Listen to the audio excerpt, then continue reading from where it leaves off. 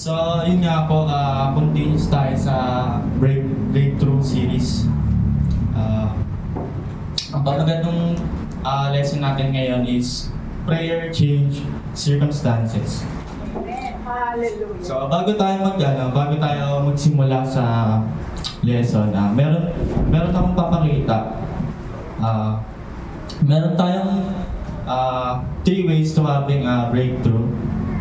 Number 1 is have a genuine faith in the Lord. Number 2 is trust in the Lord. And number 3 is keep His promise. So sisimulan natin syempre sa number 1, sa have a genuine faith in the Lord. Babasahin ko sa Philippians 4:13. Halos lahat naman nakatalang tong verse na to, no? Na ang lahat ng ito ay magagawa ko dahil sa lakas ng kaloob sa akin ni Kristo. So yun nga po, tunay nga po na isang Kristiyano na kay Kristo, Jesus nga, na tayo ay pinagkalooban ng Holy Spirit upang maging gabay sa bawat desisyon natin, upang huwag tayo maligaw ni naman. Kailangan natin sumunod sa kung ano ang tinuturo sa atin ng Holy Spirit para tayo ay maging matagumpay na Kristiyano. Amen po ba, church?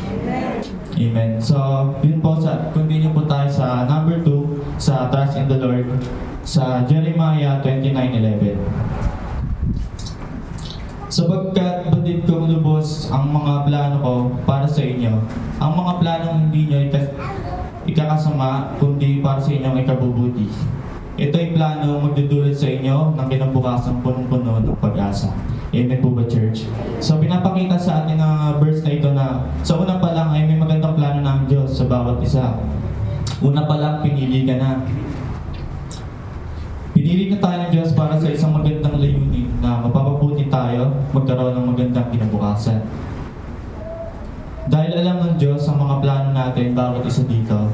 Alam niya ang plano, alam niya ang mga future natin. And hindi para masaktan tayo dito, para magsimula tayo ng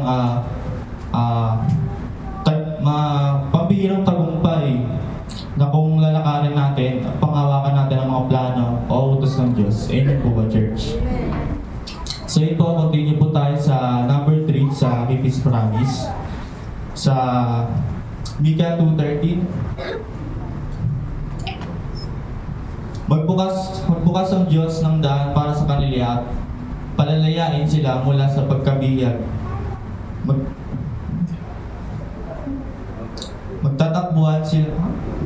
Tatakbuhan silang palabas sa mga pintuang lungsod at magiging malaya.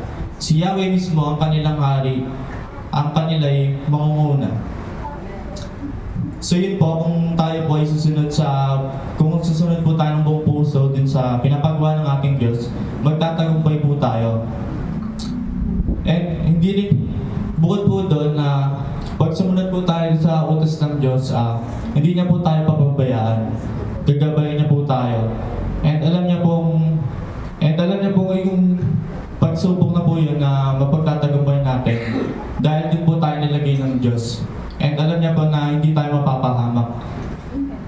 Amen po ba, church? And yun po yung sa panghuli po sa awit 135. Sabik akong naghihintay, O Yahweh, sa iyong tugon, pagkat ako'y may tiwala sa pangako mong pagtulong. Amen po ba? Gayon po, gaya po ni Haring David, manabig po lagi tayo sa Panginoon. Manabig tayo o ma-excite tayo na alam natin na tutugon ng Lord sa ating mga pinag-pray at mga kagustuhan natin na gusto nating makuha. Amen po ba, church? And palagi po tayo magpatuloy sa gawain ng Lord kahit na may mga hadlang minsan, kahit nadadala tayo ng sanlibutan.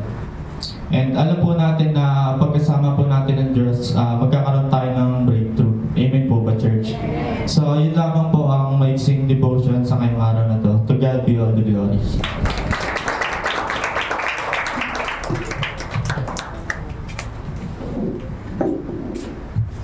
Amen.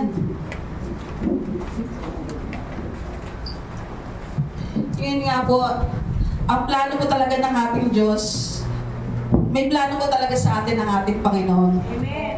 Pero, naiiba lang ito kung tayo ay lalayo sa Kanya. Pero pag ang plano ng Diyos ay susundin natin at magtiwala tayo sa Kanya, sigurado na magiging matugumpay tayo sa buhay at magiging maayos ang ating buhay. Kaya doon tayo magkakaroon ng breakthrough.